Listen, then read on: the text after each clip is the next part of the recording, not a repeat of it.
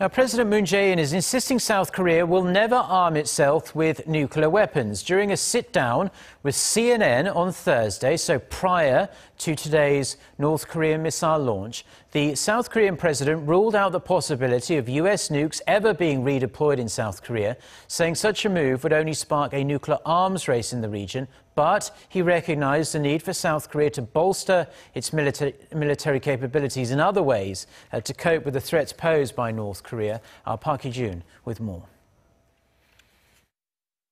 Just days before his departure to New York City, President Moon Jae-in squashed the idea of South Korea's self-nuclear armament amid North Korea's recent missile launches and nuclear tests.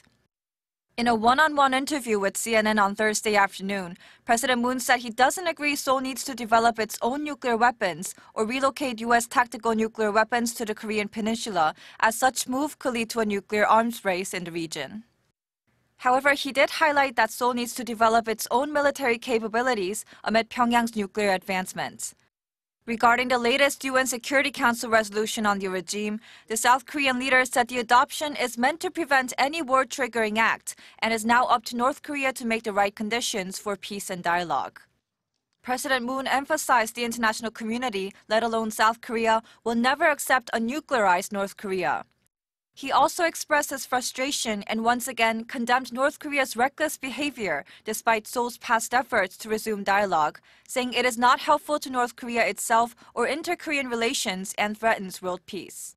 He also said the combined defense capabilities of South Korea and the U.S. are enough to neutralize any threat from North Korea in its early stage.